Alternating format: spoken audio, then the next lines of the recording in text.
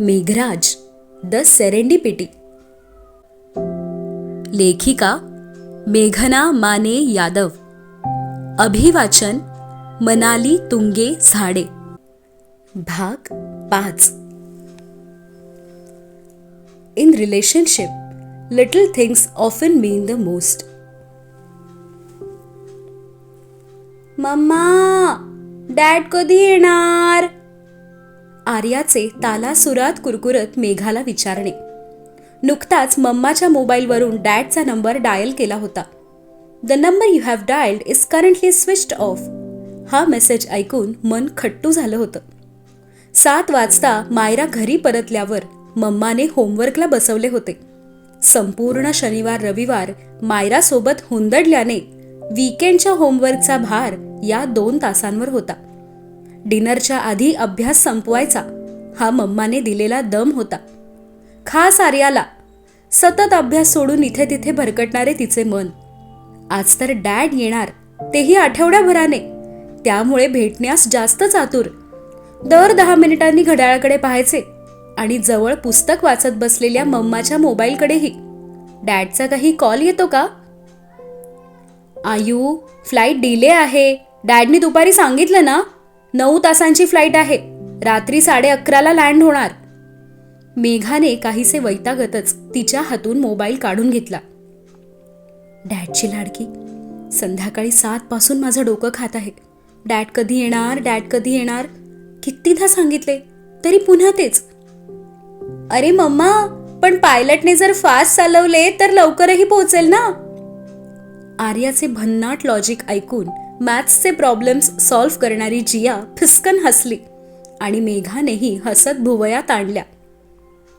आयू, असं मनाला आलं म्हणून वेगात चालवता येत नाही बाई. 7-7.5 हजार किलोमीटरचे अंतर आहे. एका ठरलेल्या वेगातच विमान उडते. 9 तासांचा प्रवास 5 तासात तर संपणार नाही ना.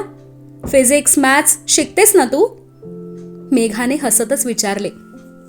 मम्मा, ती फायटर जेट्स असतात ना, ती 2000 किलोमीटर पर आवरने उडतात. डॅड जर त्याने आले असते तर 3.5 hours पोहोचले असते. आर्याने दिलेली माहिती तर अचूक होती, पण राजीव फायटर प्लेनमध्ये, ही आर्याची कल्पना ऐकून हसणे वाढलेच तिचे. आर्या, फायटर जेट्स आहेत ती. इंडियन एअरफोर्सकडे असतात. सर्वसामान्य जनतेच्या प्रवासासाठी नाही. डोक्याला हात लावतच उसासा. काय करू मी या मुलीचे? मी बसणार आहे त्यात एकदा तरी, मान ताठ करत अभिमानाने सांगणं. Ayu, for that you have to join air force. Special training असते. जियाने अभ्यासातले डोके वर काढत मध्येच माहिती पुरवली. हा मग मी करेन ना. बोलताना चाचरली. मनात शंकाही इवलीशी. जमेल का आपल्याला? खूप अभ्यास असतो का? आर्या, पुरे. तुझं हे स्वप्नांचं जेट विमान खाली उतरवा आणि हातातील फिजिक्सचं होमवर्क पूर्ण करा. टपली देतच तिला गप्प केले. हिरमुसून आर्याने मान खाली घातली. ही मम्मा सारखं असं बोलते. मी डॅडशी बोलणार. He will support me. ते नेहमी म्हणतात, तुम्हाला जे हवं ते शिका. स्विमिंग पण मम्मा नाही म्हणत होती, कारण तिला पाण्याची भीती वाटते. पण डॅडनी मला एनकरेज केलं. आता आमची इंटर स्कूल कॉम्पिटिशन आहे नेक्स्ट वीक. मम्मा, मी अभ्यास संपवते, डिनर करते, लवकर झोपते. तू डॅड आले की मला उठवणार का? केविलवाण्या स्वरात विचारले. आयू, रात्री 12:30 अशी कशी मध्येच उठवू? आणि तुला एका हाकेत जाग पण येत नाही. बेडवरून उठक पुस्तक साईड टेबलवर ठेवले. मम्मा, आज ती एका हाकेत नक्की उठणार. जिया भुवया उडवत बोलली. म्हणजे? मेघाने भुवया अकसतच दोघींकडे पाहिले. मम्मा, तिला भीती आहे. This time also you will eat more chocolates. Dad आणणार ना? डोळे नाचवत जिया बोलत होती आणि मेघाच्या चेहऱ्यावर इवलासा रागही. आर्या, मी तेव्हाही चॉकलेट्स खाल्ली नव्हती. मेघाने काहीसा जोरात ठणकावून सांगितलं. मम्मा, डॅडनी आणलेल्या बॉक्समध्ये 50 हँडमेड चॉकलेट्स होते. मी सगळ्यांना एक दिलं होतं. देन त्यात 35 चॉकलेट्स राहिले. त्यातले मी फक्त 17 चॉकलेट्स खाल्ले.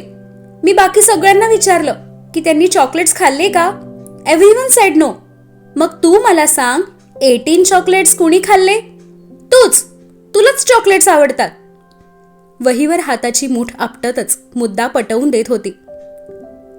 गप ग शहाणे, मी 18 चॉकलेट्स कशाला खाऊ? तिच्या दंडावर हलकीशी चापट देतच नकार. जियापासून चोरलेली नजर झुकलेली. मम्मा हसू अडवत होती आणि जिया मात्र गालात हसत होती. मला माहितीये, मम्मा डिनर नंतर किचन आवरले की हळूच एक चॉकलेट खाते. दॅट डे मी पाणी घ्यायला रात्री किचनमध्ये गेले होते.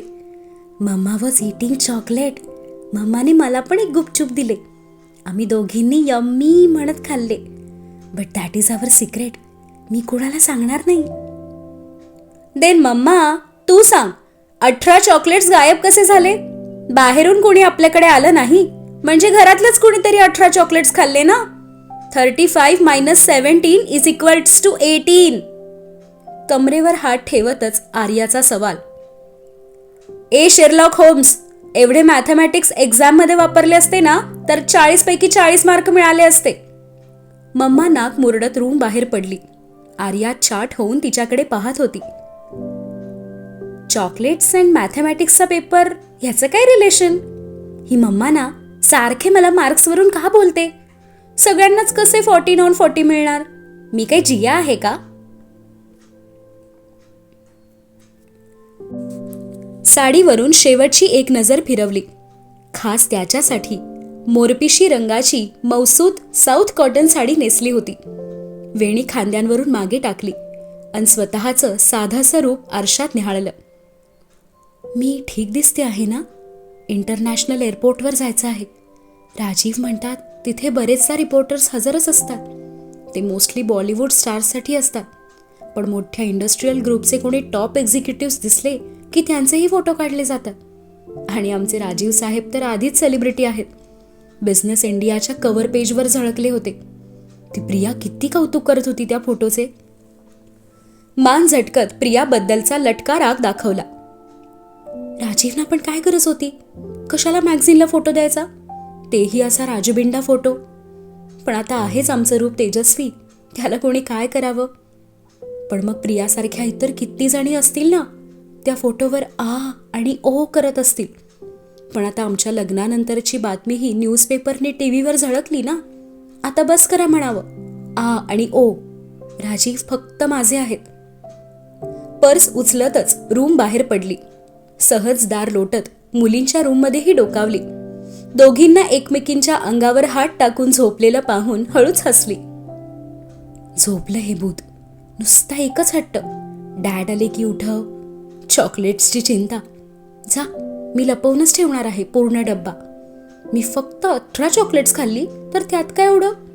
आवडतात मला चॉकलेट्स, त्यात खास अहोंनी आणलेली.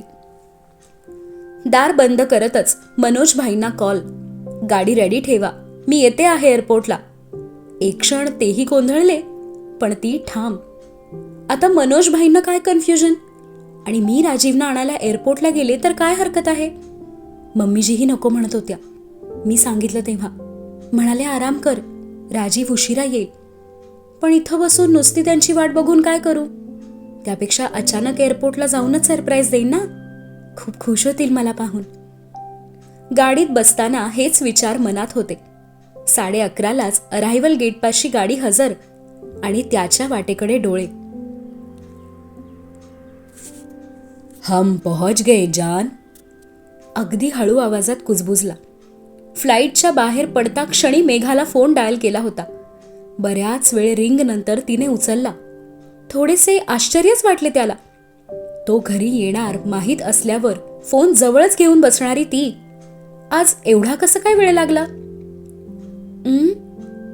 हो, पोहोचलात का? तिचं झोपाळलेल्या आवाजात उत्तर. आणि तो क्षणभर चमकला. अरे, आप सो रही है?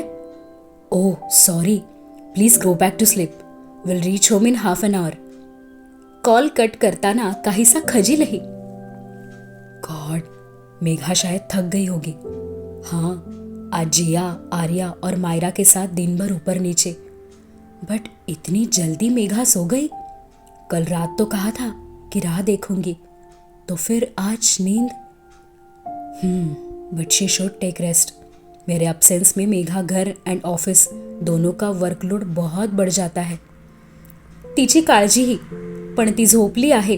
तिला घट्ट मिठीत घ्यायच्या स्वप्नाचे करावे काय, ही हळहळही. इमिग्रेशनचा शिक्का पासपोर्टवर पडता क्षणी त्याने हुश्य केले. बऱ्याच फ्लाइट्स एकाच वेळी लँड झाल्याने एअरपोर्टवर प्रचंड गर्दी. लगेज बेल्टवरून बॅग उचलून मनोज भाईंना कॉल केला. एक्झिट गेट समोरच थांबलो आहे असे कळले. फोन खिशात टाकतच एक्झिट गेटकडे पाहिले. काचेजवळ उभ्या तिला पाहून पाय थबकले. कपाळावर भोयांचे जाळेही वाढले. Is that Megha? But she is at home. No, she is Megha. तिच्या चेहऱ्यावरच्या त्या गोड लाजऱ्या हसूने आणि गालावर उमलू पाहणाऱ्या खळीने ओळख पटलीच की. ओ गॉड, तितलीने मुझे उल्लू बनाया. तिच्याकडे पडणाऱ्या पावला गणिक चेहऱ्यावर आश्चर्यासोबत रागही लटका. यहाँ क्या कर रही हैं आप? हसत समोर आलेल्या तिच्यावर बरसला प्रेमळ राग. पापण्या फडफडल्या आणि दचकली क्षणभर. तुम्हाला घ्यायला आले, बिचकतच सांगितले. मुझे क्यों नहीं बताया? नाराज नजर क्षणभर मनोज भाईंकडे वळली. ते शांतपणे राजीव सरांच्या हातातील बॅग घेऊन गाडीकडे निघाले होते. मॅडमचा हट्ट. सरांना एअरपोर्टवर रिसीव्ह करायला जाणार. ते तरी काय करणार? अहो, सरप्राईज द्यायचं होतं ना. गाल फुगवून नजर झुकवली. कसलं कौतुकच नाही यांना. मला पाहिल्यावर नजर चमकली. वाटलं खुश होऊन पळत येऊन मिठीत घेतात की काय. पण कसलं काय, इथे बसला ओरडा. मेघा, काही उपयोग नाही. एवढं सरप्राईज प्लॅन केलं. चिडका कांदा. सदैव रडवणारच आम्हाला. आप भी बदमाश हो. हळूच तिच्या कानाशी झुकतच सांगणं. हिरमुसली तिची नजर क्षणातच आनंदली. चलिये घर. गोड जरब स्वरातली. गाडीत बसताना हळूच नजरेच्या कोपऱ्यातून त्याला पाहिलं. गाडी सुरू झाली होती आणि तिने नजर समोरच्या काचेकडे वळवली. पण त्याची मिश्किल रोखलेली नजर बरेच प्रश्न विचारत होती. हे मात्र न बघताही जाणवत होते. मेघा, यू आर रियली पागल. रात को 12 बजे एट एयरपोर्ट. आप मुझे शौक पे शौक दे रहे हो. Of course happy shocks, rather romantic ones. उस दिन रात को घर के बाहर कार लेकर और आज यहाँ. ये सब बातें न्यूली मैरिड कपल करते हैं. बट वो लोग 25 से 30 की उम्र वाले. आम्ही दोघे ॲज पर मेघा थोड़े से ओल्ड. मैं नहीं मानता. She thinks that I am old और खुद ही शरारतें करती है जैसे कि उम्र 25 ही है. बट मेरी मेघा के ये स्वीट और क्यूट सरप्राइजेस हमारे रिश्ते को हैपनिंग बना देते हैं. त्याची एकाग्र नजर झेलत तिची साडीच्या पदराशी चुळबुळ. हे असे काय बघत आहेत? आधी ओरडून झालं, आता नजरेने प्रेम. नक्कीच म्हणत असतील, मेघा आप पागल हो. म्हणू दे. आता वाटलं द्यावं सरप्राईज तर केलं मी. असा वेडेपणा फक्त त्यांच्यासाठीच तर करते. तसं काही वय नाही आमचं हे असं नवतरुण जोडप्यासारखं वागायचं. कदाचित आम्ही मध्यमवयीन असू, पण आमचं लग्नही नवनवच आहे ना. मग काय हरकत आहे? तेच सुंदर क्षण आजही आम्ही जगू शकतोच की. मला पाहून खुश तर आहेतच, फक्त व्यक्त करायला थोडीशी बंधने. कारमध्ये आहोत ना. मनोज भाईंचा पहारा. हा विचार करतच होती की त्याच्या बोटांची पकड मनगटावर जाणवली. चमकून वळून पाहिलं. त्यानेही हलकेच हसत डोळे मिचकावले. अंधारात बोटात बोटे गुंफली. ना तो काही बोलला ना ती काही बोलली. नजरेनेच न्याहाळणं आणि हळूच गालात हसणं पुरेसं होतं दोघांनाही.